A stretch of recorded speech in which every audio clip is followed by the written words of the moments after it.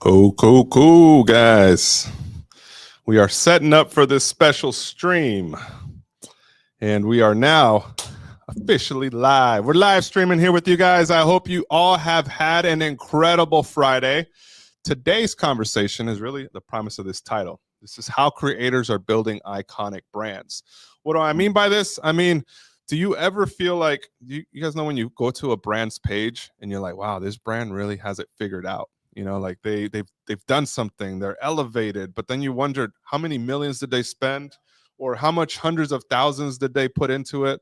Well, a lot of times it's not even about the money that they put into it. It's about bringing who they are into that brand, because today's brands aren't being built by multi-million dollar businesses. They're built by everyday creators, including you watching. Creators, designers, and influencers, everybody has the power to launch their own brand.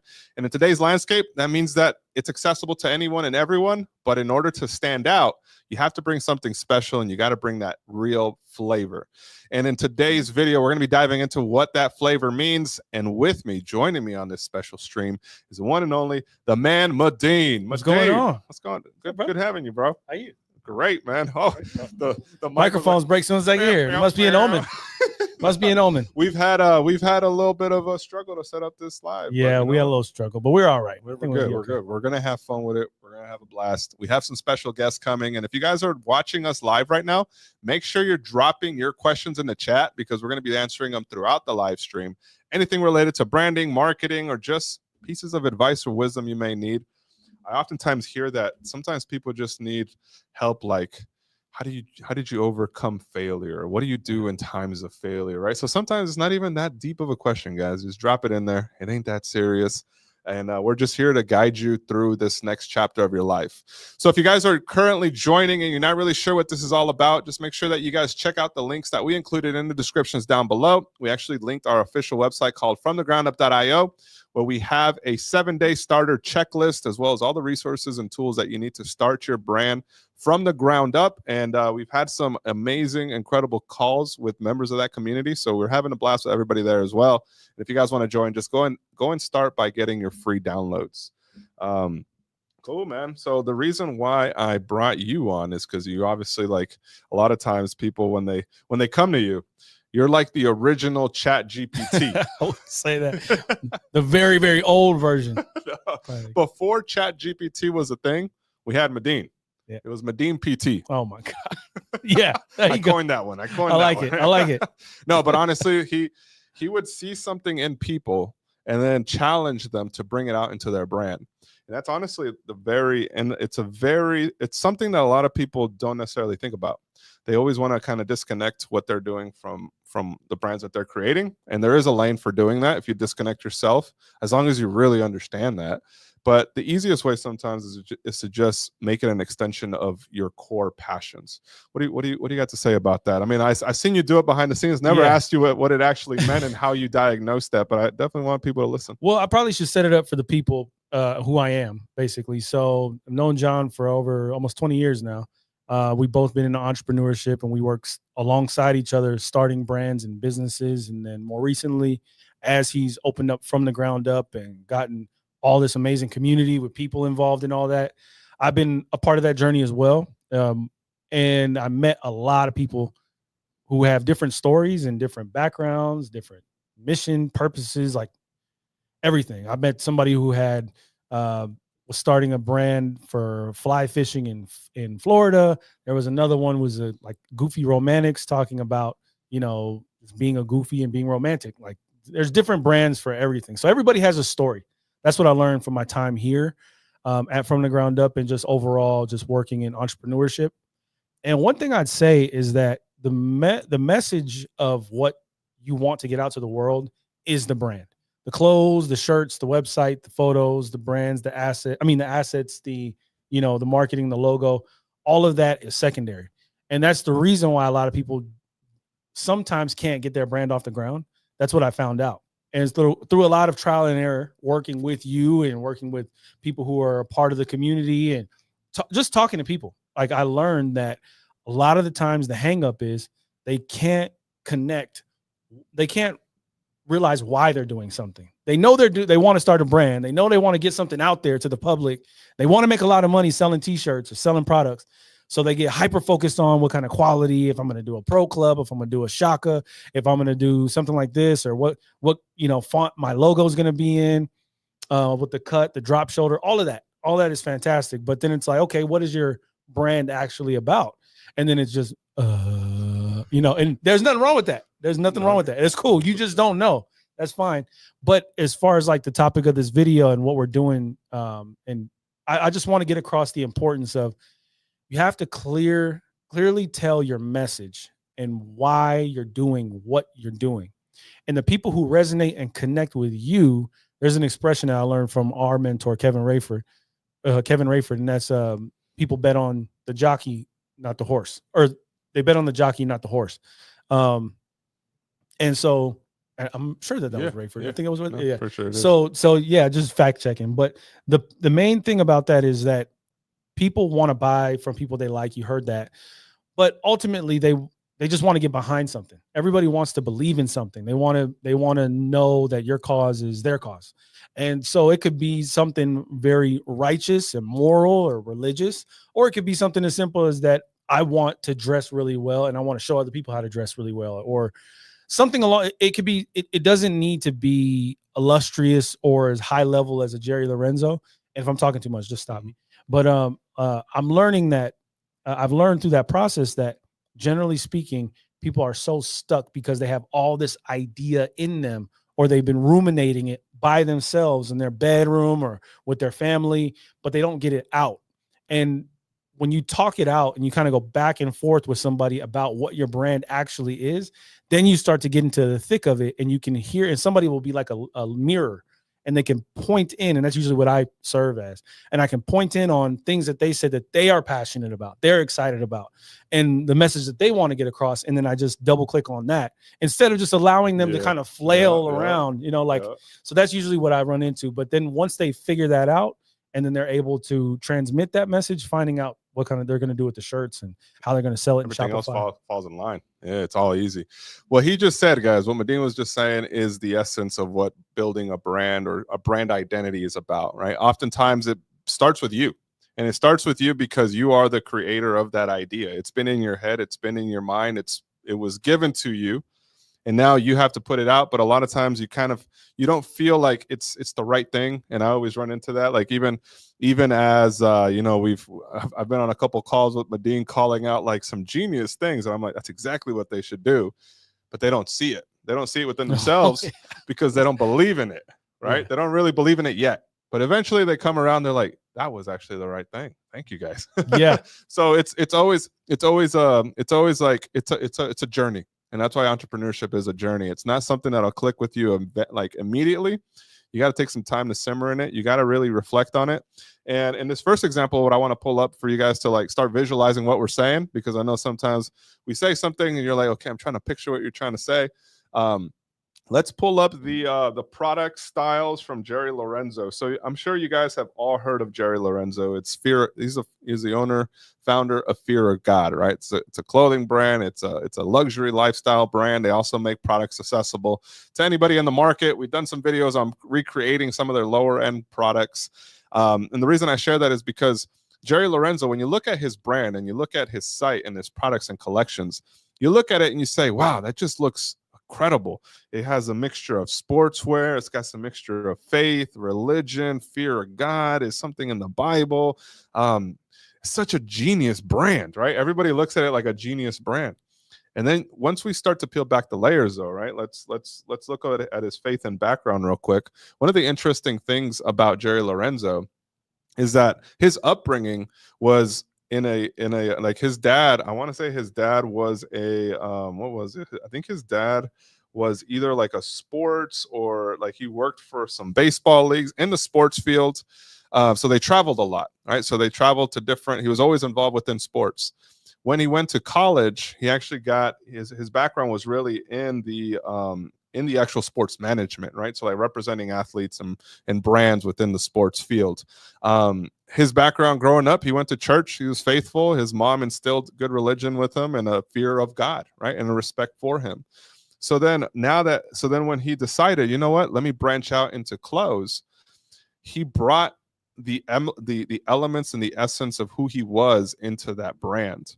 And that's the reason why it really transcended and it really connected with a lot of people, because it wasn't just, I have an idea for fear of God. Now let me be inspired by these brands. And yeah, that's what it is, right? Like, it was something that was personal to him. And he put that effort, he put that personal touch into the product. And you can feel that product, like Medine says, once you figure out, okay, what is it that I stand for? What is it that I'm passionate about? Then you put that passion into the materials, into the cuts, into the silhouettes, in the moments that it just is very difficult to move forward. And you're like, I can't believe I'm doing this. Is this going to work? Your passion and your reason why you're doing it is what's going to get you over that hump and allow you to launch and see that success or that learning lesson. But at the end of the day, everybody's got to learn. And a lot of times, sometimes we prevent ourselves from learning because we hold on to it for too long. But as long as you're being true to yourself and you're finding out who you are and what is it that you're meant to do, and if you can instill that within a product, within a mission and purpose, you're that much better off to start and launch a brand that actually resonates with others. So I wanted to really, just touch on that fear of God aspect of it. What other elements do you feel is the reason why brands that transcend just designs connect to a wider audience like that? I think simplicity, clarity, and I always believe in, we used to call it dad department, but like making ideas simple. You pack a lot. In Communications 102, that back in college, they teach you this, but in interpersonal communications, when you're talking to somebody, there's something called content and then there's context. So some people can say a lot of content, say a lot of things, but not have a lot of meaning. And some people can say very little, but it jam packs a lot of meaning behind it. And so when it comes to a brand, you could tell people who worked on their brand a lot more in terms of their messaging because they have low content, but high context. So that means that Jerry Lorenzo, through not only just the message fear of God, which is in the Bible, but the way he designed the silhouettes, the way that the color schemes came together, the way that it really just made the message very simple and easy to digest without having to expand on paragraphs of stuff. No, and no paragraphs, no addendums. And that's what I get all the time is people like just want to put everything into one pack and send you on your way with everything that you need. But it's not the way people need to receive things. It's simplify, amplify, make it simple and make it loud. And the more you can do that, like I think of mentality. That's another one. Does anybody know what the word mentality means? We don't know, but it gets me go to the gym, right? It's like, yeah, get that right mentality. Yeah, like I see the Greco-Roman statues on top of the black drop shoulder T-shirts. Let's pull up a mentality website real quick. Yeah, it's like I don't know what mentality means, but I'm gonna do some deadlifts right now. Like it just there's something that it just moves you. So I would say with what Jerry did, he just made the message as concise as well as high context. Incredible. That's actually a really good point. I think some of the brands, like you mentioned, that do it right, they expand on what the message is without having to say what the message is. Mm-hmm. And that's what makes you a genius marketer and brand marketer. Right now we're pulling up the Fear of God, the mentality site. So you guys can see the website here. These guys are incredible. Jason and the man, John, really, really smart, sharp people. And they know who they're targeting. They know who their audience is. They know who their customers are. And they continue to double down on what works, right? So once you find who your audience is and what resonates with them in messaging, you can start to expand on a collection. But I think a lot of times people will start by just creating a bunch of products. Yeah. And then the message gets diluted on every single one because they never had a throughput. Yeah. Then you always, if you're starting something, if you're starting a business, especially a brand, it's something that you want to get out to the people. If you don't see results almost immediately, you will quit. And what I mean by results is not necessarily sales, feedback, somebody liking a post, a compliment on the shirt. Hey, I love this, but if you did this, as an entrepreneur, you're investing and giving up so much of your time, even if it's just on the weekends or whatever, into creating something that you have to think of yourself as an outside person that needs to get paid, like that needs to get some kind of compensation for the time you're spending. So Yes, I understand that if you decide to just throw out a bunch of ideas and make different shirts and all that stuff, that's cool. But then when time passes and your bank account is depleted and you spent a quarter of your check on getting this brand up and running, and then people didn't buy it, and now stuff is sitting up in your garage, which we've had happen before with different backpack brands and stuff we started. Those kind of things are discouraging. And like when you're creating a message, there's a level of purity, and they say cleanliness is next to godliness. You can't have clutter. There has to be something out there that people get, and then they want to buy it, and you have your tribe. But I think that's just really important. Most definitely. Yeah. And then some of the brands, like I want to pull up another one. Is pull up Movement watches. I think Movement is one of MVMT. These are one of the first brands that I think I ran into in 2010 or 11. Might have been 2012 when I saw them. Yep. And they were one of the first watch companies that went from, hey, you have to spend hundreds, if not thousands of dollars to get a good looking watch.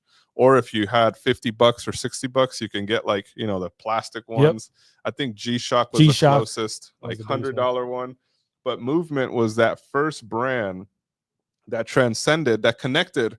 Hey, we know you don't have a $1,000, $5,000 budget for the Rolex, but you want a Rolex quality watch that looks good, right? So they were the ones that designed out a brand and a lifestyle that was all about luxury on a budget. And this was honestly a revolutionary move by them, right? And it's because they saw the demand in the market. So a lot of the times, like if you're looking through their site today, you'll see that they have a variety of different price points. When they first started, I want to say all their watches were like $50, and that was their key selling point. It was like under $50 watches or under $100 watches that look like, luxury watches. So they started with just one watch, right? And one watch style. They had a couple different SKUs, meaning different band colors, but for the most part, it was that same style. And they went in on their messaging, which was luxury for less than $50, or maybe it was 75. One of those. I got to pull back some research, but they didn't start by having hundreds or thousands of options, right? And a lot of times when people are starting, they want to have a big collection, but you really have to start with what is the message of your brand. Movement watch is a great example. Luxury on a budget. They started with $50 watches that you could buy that look like $1,000 watches. So to the everyday consumer that saw an ad or saw an influencer wearing it or saw their friend wearing it, they're like, hey, where'd you get that? Oh, this MVMT. They got $50 watches. You're like, what? I'm gonna go buy it.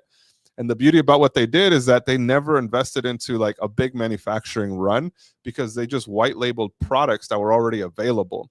They were products that were already being made with off brands, and they contacted the manufacturer, said, hey, can I just put my brand on there? They said, yeah.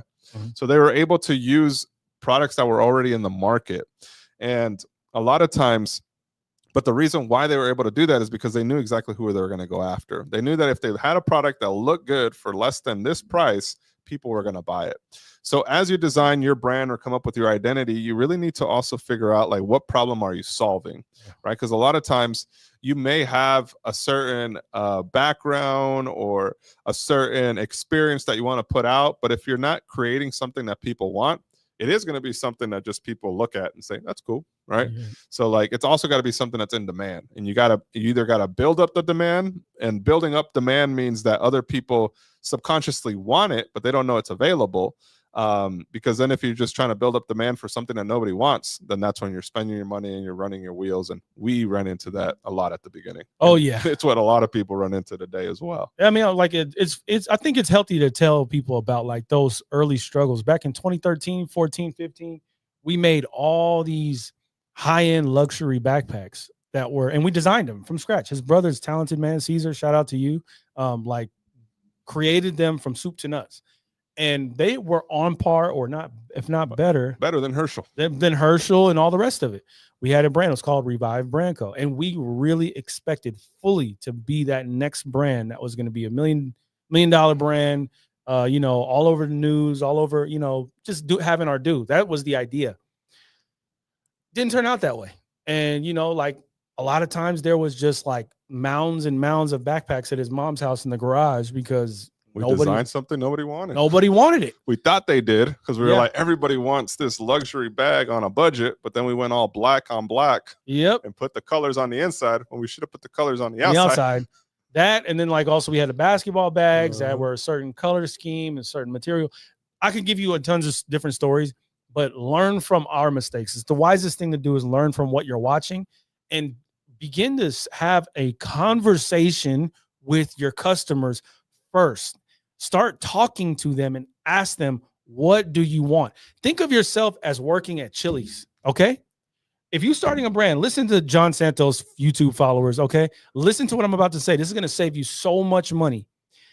Pretend you're working at Chili's and you're walking up to a table and you are a waiter and you're going up to this table and you're saying, "Hi, what can I get you?"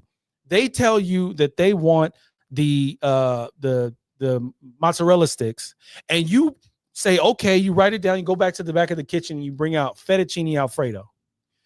That is what majority of people do when they start brands. It sounds ridiculous, but you don't, number one, know what people want. And number two, if people tell you, you're not delivering on it. And that is the core aspect of building a brand. You're sourcing this audience together. You're talking to them. You're finding out what they want. And then after you do, you deliver it and then you get paid. And it could just be as easy as that. Chili's, it's just the same thing. Why am I bringing that up? Because near the end of our time, after working at Revive for 6 years or 7 years and nothing working, nothing making us money, nothing, but we had some success, limited success. But the point is, after all this time, we were getting ready to give up. I don't know if you remember this. 2017, we're getting ready to give everything away. So we got all these backpacks like, well, man, we need to rebrand. I don't know what we're going to do. I got to get a job, bro. I don't know, bro. I'm about to get married. He's about to get married. So we were under the gun. Like, we're no longer these 20-year-old kids. Like, we actually had to make this thing work. Then we get to this point where we're getting ready to give everything away. And then one person came over to his mom's house and said, "Y'all made these?" We're like, yeah, we designed them. We created them. Wait. You guys designed these? Yeah, that's what we thought we were going to be millionaires. They're like, "Oh, give me 3 of them right now." Then another person came over. Same thing. You remember that night? Yeah. And we never led with the story. We never led with the story. We always wanted it to seem like we were this conglomerate of a brand. Multinational. Don't let people know that we made it in the garage. Yeah. It's us at McDonald's. We right up there. No. We were struggling. And these people had no idea. No, the whole time they were our friends, family. They're like, "Wait, yeah, you guys made this?" Like, "I've been trying to tell you that we're starting this up." No. You guys designed it. Like, I see your patterns. I see your fabrics. I'm like, yeah. I'm like, what? and why am I getting so amped up? I can't tell you how many people come up to me and they have the most amazing, beautiful things, but they're not connecting with their story and what brought. You ever walk into a grocery store? I hope I'm not turning off some of your viewers right now. But you ever walk into a grocery store? You see a wine bottle, and the wine bottle has a paragraph on it. "This was crushed by the grapes of a grandma in the small hill of Italy." And you're reading this story like, why did they put this damn paragraph on this wine bottle? Because people want to know, "Oh my gosh, this is made by Auntie gosh, Betty. I'm getting Nona's grape crushed wine. This is amazing. Let's get 7 of them, sweetheart." This is real. Like, people really do this in grocery stores and everywhere you go. They connect an emotion to it. So I guess what I'm trying to say is, all that time, and no one knew that was the case, but that was the light switch for me. That now, from going on forward, people want to know, where did it come from? You have to do a little bit of journalistic research on yourself and figure out what got you here. And sometimes you need help. That's where I come in, and John and people like us. But you need to be able to see what people are resonating with, the energy. I remember somebody came up to me when we were doing Wake Up and Win, and they just were like, "I just love it, man. I don't know what you guys are doing, but I'm buying it. I'm in. I want it." So it's energy. People feed on energy. Yeah. So they feed on energy. They feed on everything you do. And that's why, if you guys are just joining this part of the live stream, we've been covering, what makes a brand and what makes it something that people connect with. And the reality, if you bring it down to the bare bones, is that you created something that's on an emotional and an energy level that they just love and they want to be a part of. And oftentimes it starts with you. It starts with doing a deep reflection on who you are and what makes you passionate about that certain brand or product or business. And when Medine says, "Hey, you're like a server at Chili's," and you have to go ask your customers what is it they want, and they're telling you what they want, but you go and serve them something else. It's like doing a lot of that. Like, that's a great analogy, and it's an analogy towards, you need to be able to do your market research, right? You need to figure out, okay, what market are you entering, and what what products is that market buying and wanting to have? If you then create a product that nobody has a desire of buying, it's like bringing that, that bowl of chili when they ask for the mozzarella sticks. Yeah. So you have to keep your audience and your market in mind whenever you're creating something, because regardless of how amazing that brand is, if that bottle of wine doesn't deliver on the taste, they're going to buy it once and they're never going to come back. But if you have a great story, a great brand, and a great product, that's what gets people coming back and shopping for more. So I'll give you an example. And I know we can move on, but there's a young lady I work with. I won't bring up her name, but she has she makes these pastries, and they're like made with mochi.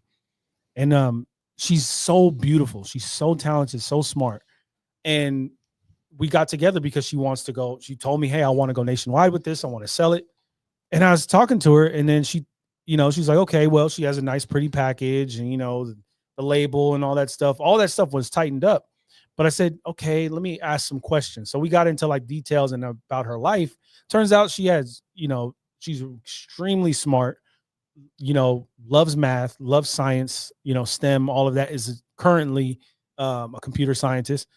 So I'm thinking about all this stuff. I'm like, why are you not leading with this, who you are, as opposed to just your product?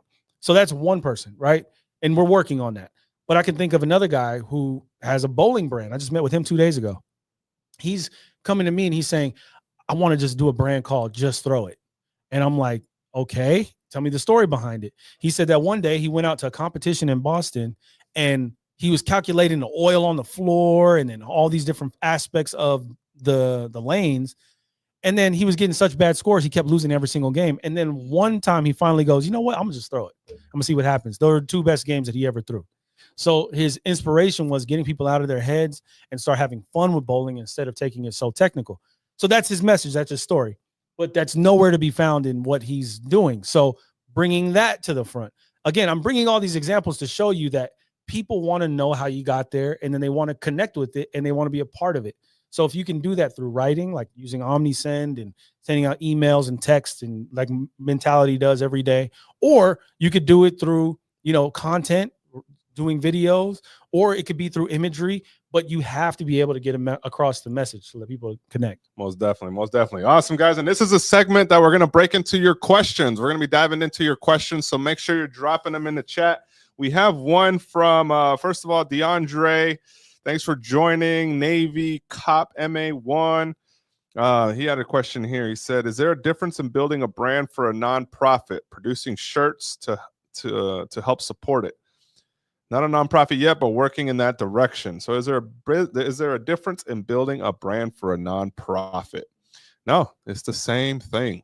Okay. People will support the nonprofit if they know what the nonprofit really stands for, who's behind it, why did it get started, and what's the impact.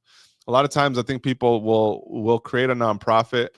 I can name a couple that I've seen, and I'm like, oh, what do you guys do? And they're like, oh, we help support the theater. I'm like, interesting. So what can I donate? They're like, oh, you could donate money or clothes. And I'm like, where does that go to? Theater students. I'm like, interesting. Don't understand it. Yeah. Don't understand your nonprofit.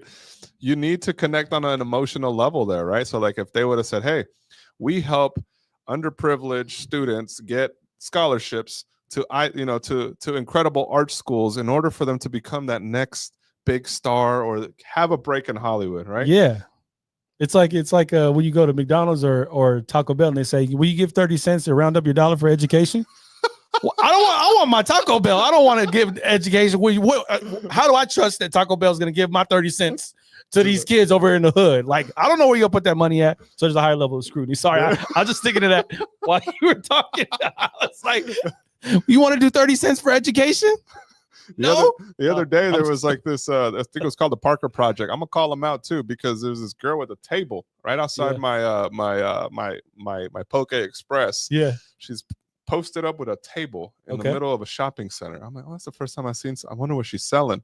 So I approach her and she says, hi, would you like to donate money for she said, would you like to donate money for cancer, for families with kids with cancer? And I was like, I'm gonna come out. But it just caught me off guard because she had this beautiful table, like she's selling something, and I'm like, "What's the Parker Project?" I look it up, and it's a MLM for raising money. And what they do is the people at the table will take 50 to 70% of whatever you donate. Then the other 30% goes to like the administration costs, and then they say maybe 10% reaches a family. Wow. That is crazy. Shout out to the MLMs, but yeah, that's I mean that's a nonprofit. That's not the right model for that. Yeah, there's a lot of loops there. But the fact that she was out there with a table and she tried to hook me emotionally by saying this is for cancer research for families with that have children with cancer, I was like, oh damn, I have kids. Like I know what that is. But you know what? Let me look it up real quick.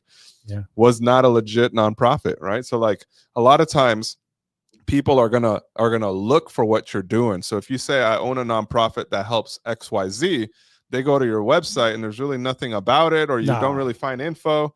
But then the next article is a a scam alert. Hey, this is a scam. Like, yeah. If you see this guy outside of Albertsons, exactly. So it's important to keep in mind, guys. Like whether you're building a nonprofit or you're building a brand, you have to lead with a story, and you got to have a good foundation as to why you're doing it, because people are going to do their research. Yeah, they're going to do a research and they'll find out if you're trustworthy. And what makes you trustworthy is not having the right message, but is that it's authentic. It's you. And you'll find your tribe when it comes to you being yourself. But if you fabricate things or it isn't connecting, you'll tell very quickly. I mean, so especially with nonprofits, it needs to have legitimacy behind it a lot higher, because you're going to have a higher level of scrutiny on you. But yeah, definitely trust is a key aspect for transactions and sales to happen. And that comes from being authentic and consistently authentic. Hey, and thanks for expanding on that question. So you gave a little bit of context there. It's the Buddy Check Project, devoted to helping veterans to not just disappear in civilian life, but to stay seen and relevant. Okay, that's dope. Currently building a story around it from personal experience. No, that's a great. Thank you for your service. Honestly, appreciate you. And I know a lot of people that need to be seen and stay relevant, right? Like that's so hard when you go from being seen and relevant in a military aspect to like nobody appreciating what you did. So it's definitely there. There's some good story potential. We'd say really dive into what your personal experience was and why you want it to be that way, and how your nonprofit is actually helping people go through that. It's not just donate here because we help veterans be seen and relevant. You gotta expand on it a little bit by either saying, hey, we help them build up their either their personal, like we work with them with their business, or we work with them to build up their brand in order to go and give back to the youth, and we impact the youth, or whatever. However your foundation is tying into what people really care about, which is making an impact in somebody's life. So even if you think about it, like I look at the different GoFundMe pages that are out there, and there's different causes and people do GoFundMes for everything. But there's one gentleman who, if from a pure marketing aspect, who just crushed it, because he's like famous over TikTok for quitting his job and then at Discount Tires, and then going on a ship and living on a ship and just sail the ocean. Because I guess I don't know if he has cancer or if he's sick. Somebody in the comments could probably expand on it. But this guy he crafted the story perfectly. Everyone got it immediately. Everyone resonated with the fact that they want to quit their jobs and sail the world, and they want to leave. And then just flooded his GoFundMe, supported him, gave him a bunch of follows and likes, and he just gives updates on what he's, that day he's in this location. And, sometimes he gets caught up by, the National Guard or, pirates or something, but he's giving a very pure, simplistic message, and everyone resonated with it. So that's just a high level example of, like, from a nonprofit perspective, of somebody just saying, like, this is what I'm trying to do. This is where I'm coming from. And the story comes across clear. He gives content. It's incredible, guys. All right. So if you're joining us live, this is a great time to drop your questions. So we appreciate you for joining us live. And this will also be available on the replay. So we got a question that came in from the audience that was actually a pretty good one that related to this. So anytime you guys submit a question, submit at fromthegroundup.io. We will bring it into here in case you don't have a time to answer, to put it into the chat. All right.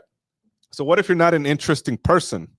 Does that stop me from building something the right way? So what if you don't have an interesting background? That's the way I took it. Like, Person doesn't have an interesting background, an interesting upbringing, but they want to start something and start selling a product.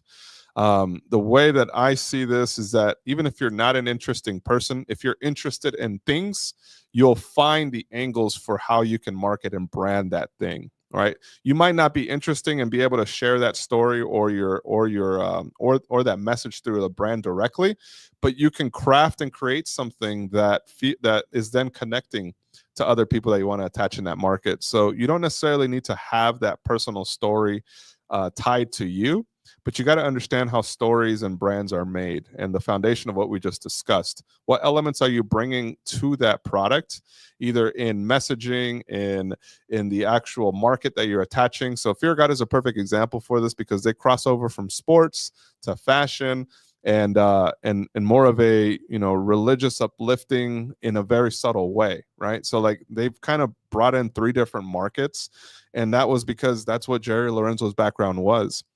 So any brand that you see today has some attachment to an industry in some way, and you got to find a way to attach yourself to something that's growing in that market.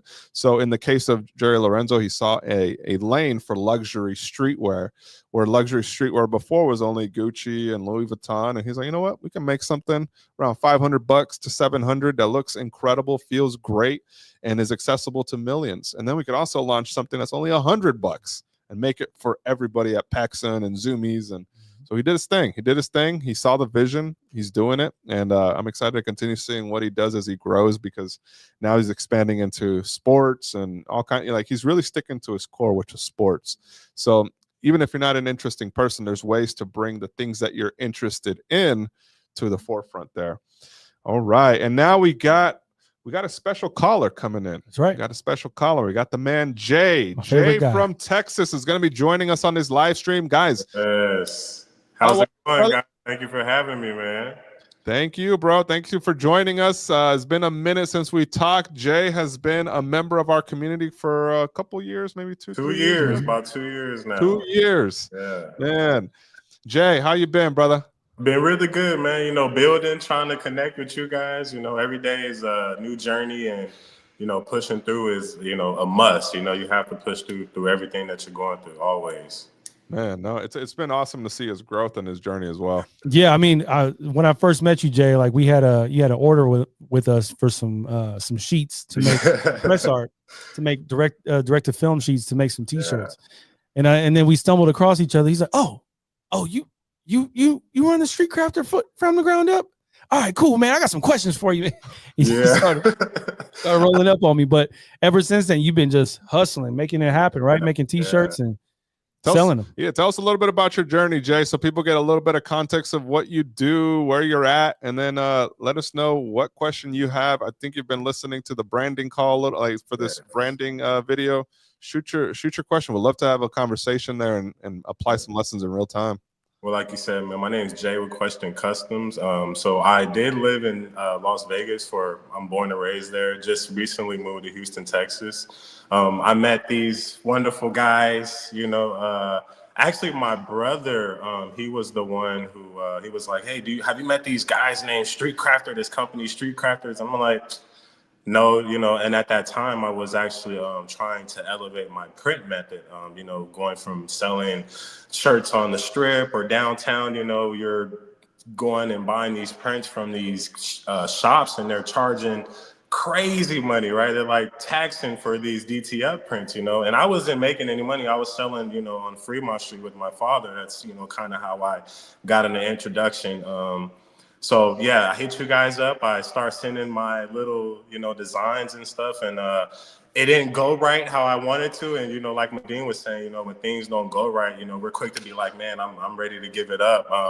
But I sent over another one and sent over another one, and I seen you guys were in Vegas, so that was like the introduction. Like what Dean said, I was like, man, I thought you guys were sending my designs to Cali, man. I was like, I'm so popping, man. You guys are sending my designs to California. Somebody's gonna the shipping issues, yeah. But just overall, the journey has been awesome. You guys have, if anybody, everybody's watching, these guys really, really want to help you. For me, not used to a lot of people giving handouts or, willing to see you do the extra mile.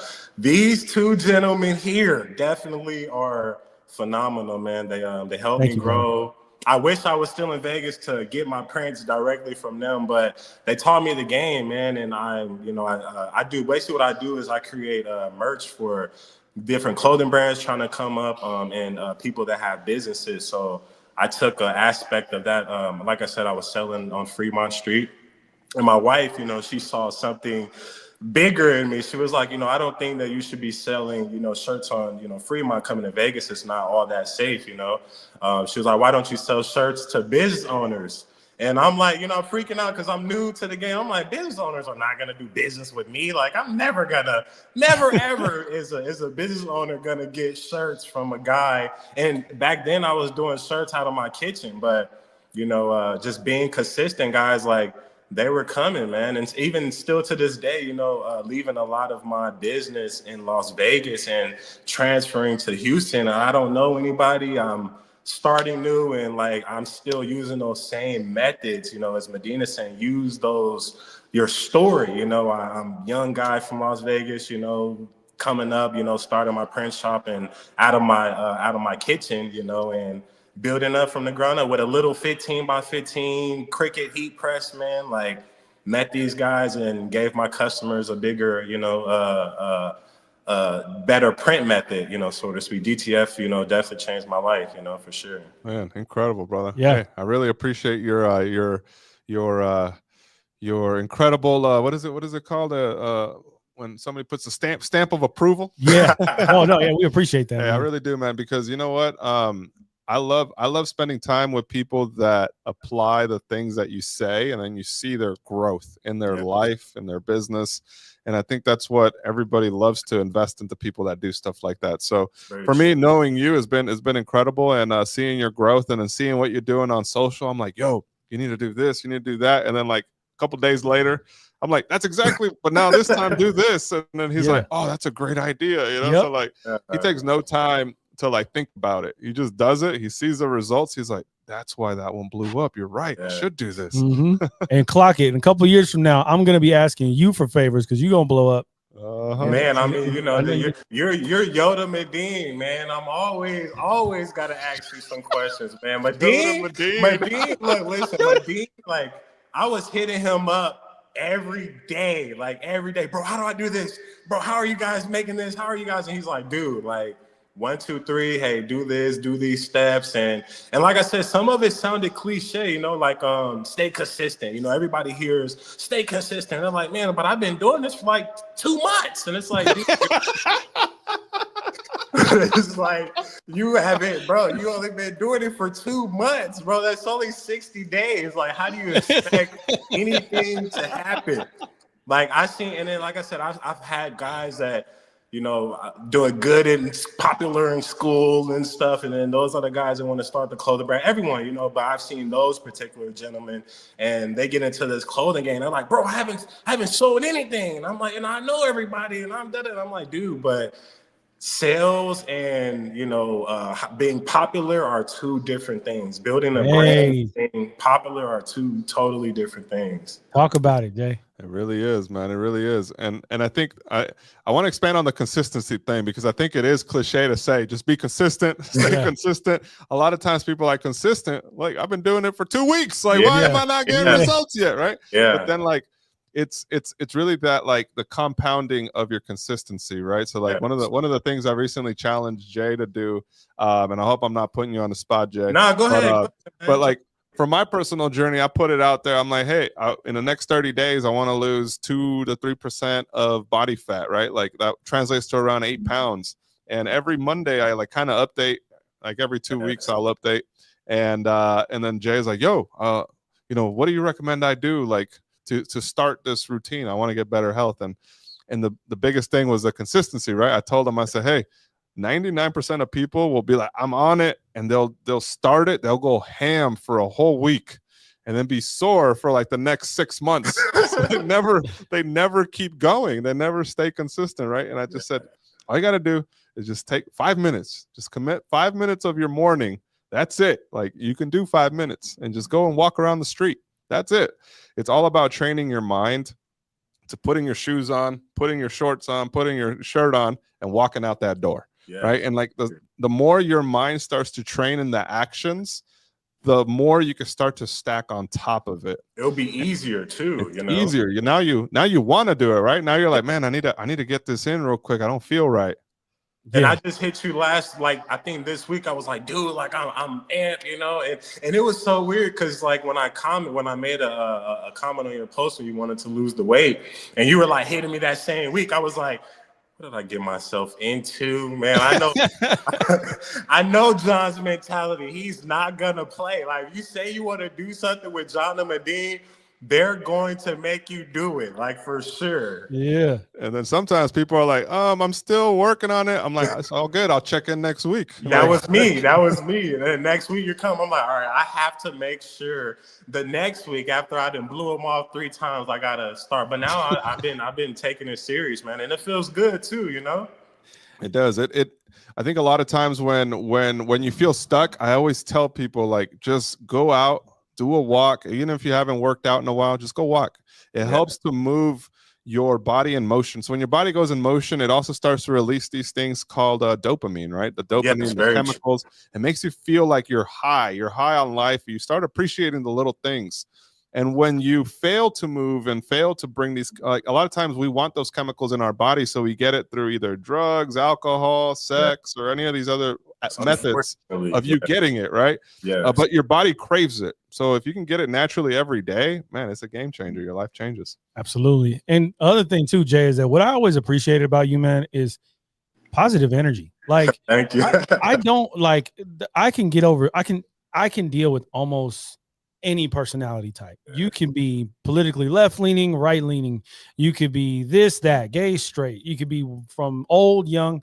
I don't care who you are, where you're from, but negative, draining energy, I distance myself from it as quickly as possible. But I love teaching, spending time, and working with you because you give that energy right back. And it's like, that's when stuff starts to happen. And that's really the rare aspect that you have, that a lot of people just, it's hard to get. And so if you're not in that space, I understand it, but it is a muscle you have to work. You have to talk to yourself. Yeah, you have to work to get that. Get that energy up because it comes to a point where when you're starting a business or whatever it is, you'll get embarrassed. I walked into a taco shop that's the most popular one in Las Vegas on the Strip. And I came in there sweating balls, like hair messed up, all this. And I just went to like 8 doors trying to sell T-shirts. And I walked into this taco shop and I said, can I talk to the manager? The manager comes up. I say, excuse me, sir. Can I make T-shirts for your crew? I know how to do this. And he just smiled at me and he just shook his head. Dang. He was like, and like that just crushed me, right? I was like, wait, who does he think he is, man? I can make, watch, I'm gonna make the best. I'm gonna have all these stores, and it had me on 10. But what I'm trying to say is that you're gonna run into so much negative energy. Yes. You have to have an overwhelming positive energy about you that you get it from your spirituality, work out. All you got to do to get it. But you're going to need it to make a brand come to fruition and make it successful. Most definitely. And again, it's because it really starts with who you are. At the end of the day, your brand is an extension of you at some level, whether that's a positive level or a negative one. Sometimes people are attracted to the negative level too. So you will find a tribe of people that want to sulk in your own social club. There's a market for that too, man. Misery loves company for sure.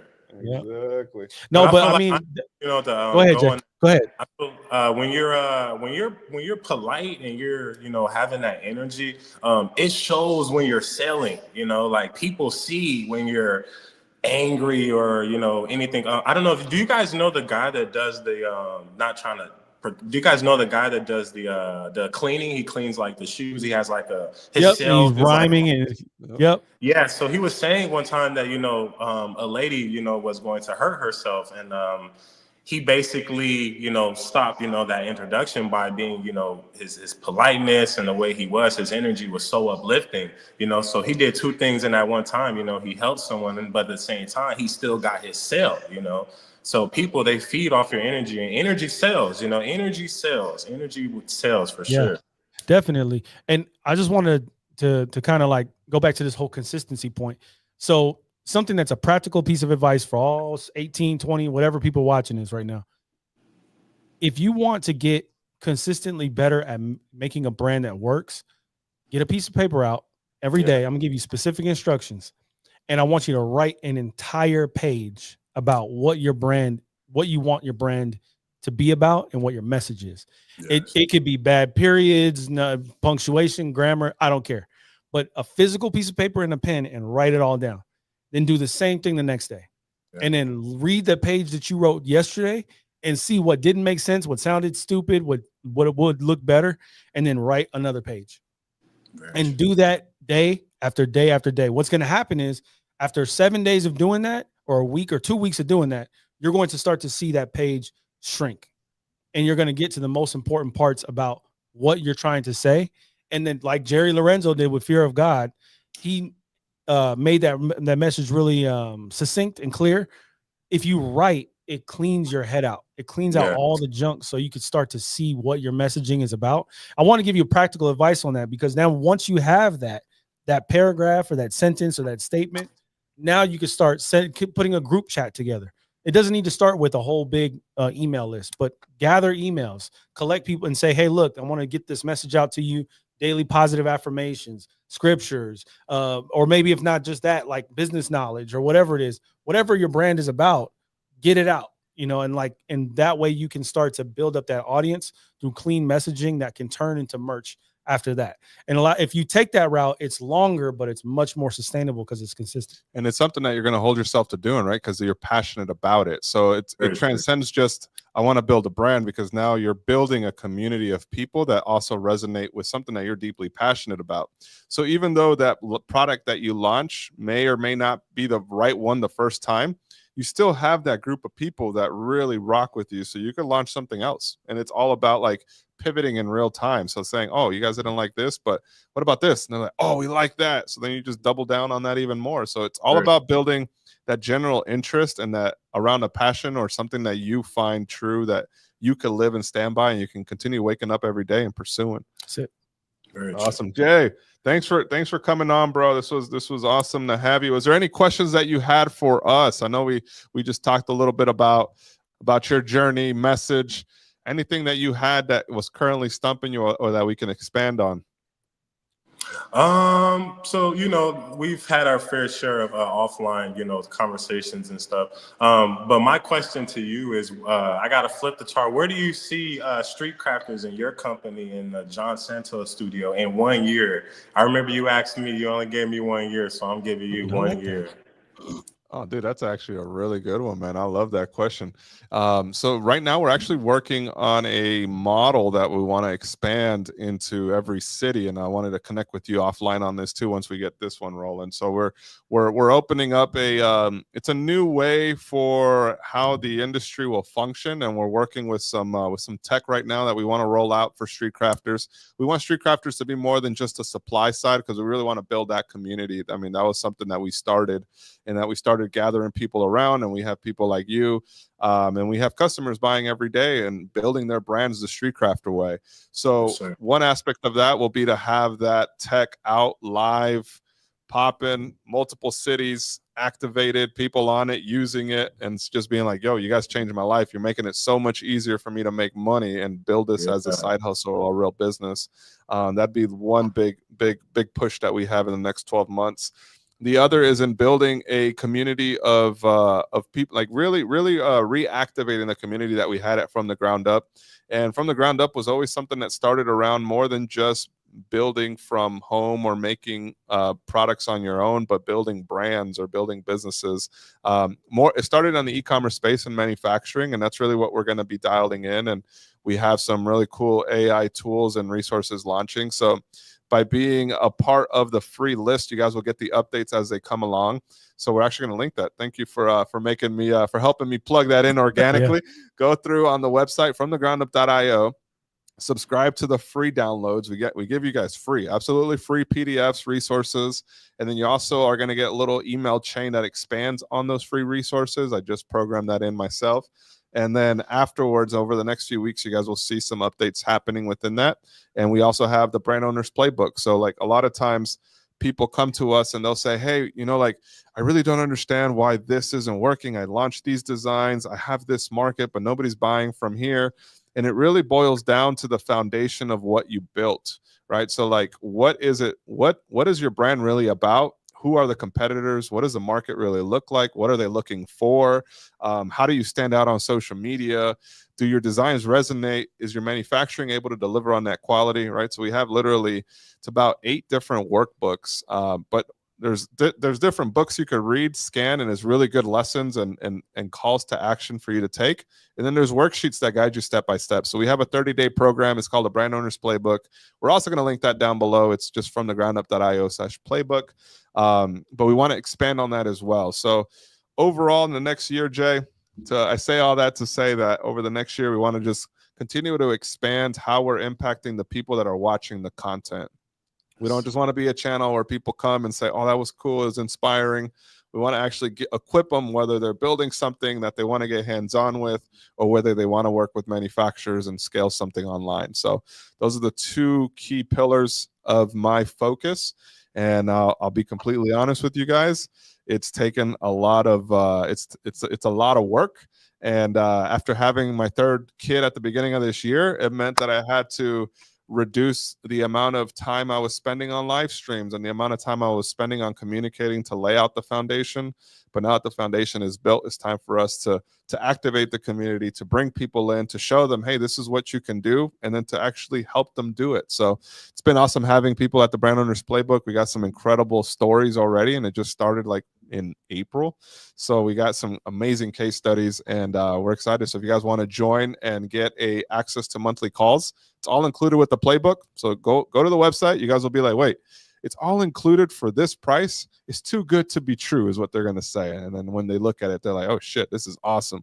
So check out the Brand Owners Playbook, and then subscribe to the newsletter. Yeah, man. Awesome, man. And by the way, for those who don't know, Street Crafter is a website that's all in. So you can get your supplies, content on learning how to make, as well as community for making t-shirts, making clothes, hustling, selling them, starting your own business, doing it from home, and then growing, obviously. So it's for the people who, it's kind of in between jobs, or if you need to make some extra cash, or if you want to just take this seriously and grow a business out of it. This is for you guys to learn, and where the dream is to get as many people as possible all the information they need and all of the supplies they need in one place. Because if you're starting out like myself, Jay, John, everybody kind of just has to search all over the world and grab this and pull from there. But if you can find it in one place, your life will be a lot easier. It used to be back in 1999, it used to be Michael's. You could go up to Michael's and then get everything you need. But not in 2025, now, sure. Not now for sure, right, Jay? Awesome, Jay. Hey, man, it was great having you on. I appreciate you, brother. Let's connect offline. I'm going to touch base with you on Monday. Okay. All right. Sweet. Thank you so much. You guys have a beautiful day, man. Street Crafter. All right, brother. Love to the family, man. Bro. Thank you. Man, it was awesome talking to Jay. Guys, so we got a couple of questions coming in. If you guys are watching this on the live, drop your questions in the chat. We're going to go through them right now. We have one from Carrie Arts. I'm in the process of starting a brand again, and I kind of stumbled. Is there a way I could talk to you all for some suggestions? It is up. Carrie, you know where to go. We're going to drop it in the links down below. Brand Owners Playbook. We do a monthly call. We just had one this last week, but I'm going to schedule one for next week. So anybody that's watching right now, go and get the playbook. We're going to link it in the description, but it's from thegroundup.io/brand playbook. From thegroundup.io/brand playbook. And you could just purchase that. Once you purchase it, you'll get an email chain that says, hey, this is where the playbook is. And then on Monday, or after this call, I'm going to schedule it, send you guys a calendar for next week. So we will start meeting every month at the beginning of every month. But since it was 4th of July last week. We missed that. So now we're going to pick it up. And so we got a call next week and then the following week. So the idea is we're staying in consistent communication. And by you joining and working alongside the playbook, you not only have the ability to like read through it and work through it, you can then ask questions. So other programs and courses sometimes is like there's all this information given to you with all these PDFs, and you're not really sure what to do or what steps to take. So that's why we just made it simple. We said, hey, work through this, work through the foundation, and then come to the next meeting, bring the questions that you were stumped on, and let's keep things moving. So that's the idea there, Carrie. Check out fromthegroundup.io/brand playbook, and then I look forward to seeing you on the next call and continue building this thing out. So if there's any other thing I could say to people, write. If you're building a brand, write as much as you can about what you want it to look like, what people should be feeling, how they should receive it. So I know I sound like a broken record, but I mean, if there's anything that could help get you in the right direction and solve a lot of problems, that would be it. So that'd be my advice. Incredible. Medine, do you have any? So like one of the things that I have always seen you be really good at is reading people. And I think that's your like strength. Yeah. You read people pretty well. And a lot of times you also are able to connect what people are to their brand. So what would you say is the aspect of reading people and their brands and that connection to the brand, right? More specifically. Yeah. What is that you look at that sometimes that maybe the people watching, they can't talk to you necessarily, but how can they start to reflect on certain questions? Now this is where I turn into like, Deepak Chopra a little bit, start getting into the spirituality of things. No, but thank you for saying that, bro. I think honestly, it's like, don't take yourself so seriously. That's the first place to start with. And then take an honest inventory of what makes you come alive. Like I've had this, we're 36, 33, 34 years old, around that age. And when you get older, it comes more naturally. But I learned that I just love like ballroom partner work dancing, and like, I genuinely love that. And I felt really nervous about that for a long time because I always stuck out like a sore thumb. Wait, a ballroom partner. He just like describes something that doesn't exist. No, like partner work, like ballet. No. But I mean, like ballet. Imagine like technical, skilled dancing. I love that, and for years, the reason, I promise I'm making a point here. The reason why I always stayed away from it is because either, I thought that was too feminine, or I thought that I wouldn't look good doing it, or, maybe I'm not in the best person to be doing it. And like, again, why am I saying that? Because every time I saw it, I loved it. I was like, this is what makes me come alive. This is what I enjoy. This is what I believe in. But I just kind of just disassociated for some reason because of something with image problems, I guess if you could say that. But what I'm trying to say is, when you start locking in with yourself and you're just like, no, I love this and screw what everybody else thinks, then I think that's a really good starting point. It's kind of like that. There's something freeing about it, and it has to come naturally. It just through different processes in life. Might take a little bit of time. Might take some time, but I would say just kind of be more true to yourself. Just be true to yourself, and then that way, when it comes to what you're trying to do, there won't be this kind of lag between what you're trying to get out there to the public versus who you are as a person. And I guess if you say pick up on people or read, that's the kind of thing I pick up on. It's stuff that we all can see. It's like, is this person really passionate about what they're doing? Do they care about it? Or has it impacted their life in any kind of way or not? And then if you spend enough time with somebody, they'll begin to tell you who they are, or if you kind of let them talk or let them kind of let it out, it'll show up. And so you got to do that for yourself. You got to be able to be honest with what it is you really love. And then that translates so much. It makes everything easier. And then I would say outside of that, it's a big thing too is, allow yourself to be influenced by other cultures, other ways of thinking, get around people who are different from you. Like it's such a great way to sharpen your tools and then figure out how your brand is going to take shape. The people who I spend a lot of time talking to, I don't necessarily have to agree with them, but I just need to know that they are true in what they actually believe. That they are kind of grounded in that, because it helps me to kind of get an understanding of where am I coming from, so it's really a sensitive subject. When you're coming up with a brand and you're making something, you're exposing yourself to the world, and when you get around people, it's hard to get that out because there's a lot of fear around it. And this is where the Deepak Chopra stuff comes in. You got to release that fear. You got to be able to just show up and be like, this is what I believe. This is my brand. Here's the color scheme. Okay, give me your feedback. That looks like shit. That looks great. That looks like this. Okay, cool. Improve and move on.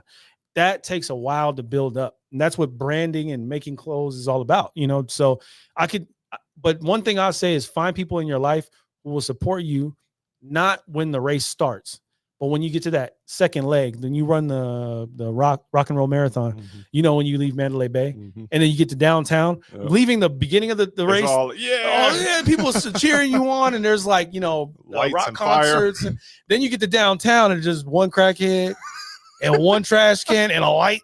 It's like, and you get halfway through that race, and you're like, I don't know if I can finish this race, man. And then you pass in like restaurants, people eating pasta, like you trying to head back to finish the race. That part is where you need support. And so when you're starting something up and you're building, get people around you who just support you, who love you, care about you, and maybe they don't get it, but they love you. So try to surround yourself with that. That'd be another piece of advice. That's a great piece of advice, actually. Whenever you start something, you will have a lot of people champion it, right? They're like, yeah, hell yeah, we support entrepreneurs. But once you're in it, that's when the real challenge starts, right? And a lot of times it's also something that you have to do deep reflections on. Like Medine suggested earlier for your brand, like write out your brand story and message and meaning and write it out every day, reflect on it, make it shorter, concise, stronger, to the point. Do that with your own life too. Sometimes we spend so much time working on other things like our own businesses or brands, but we never reflect on who we are or who we want to become. And a lot of the times who you are and who you're becoming is a direct reflection on the results that you're also getting. So by reflecting on a day-to-day, writing down, this is a person that I want to be, the kind of husband, the kind of friend, the kind of business owner, the kind of boss, the kind of influencer, the kind of creator, the designer, right? So like, who is it that you want to be? Who are you inspired by, right? Just like brands have mood boards and brands that you pull from design, you should have people in your life that you can also model and certain traits that you like.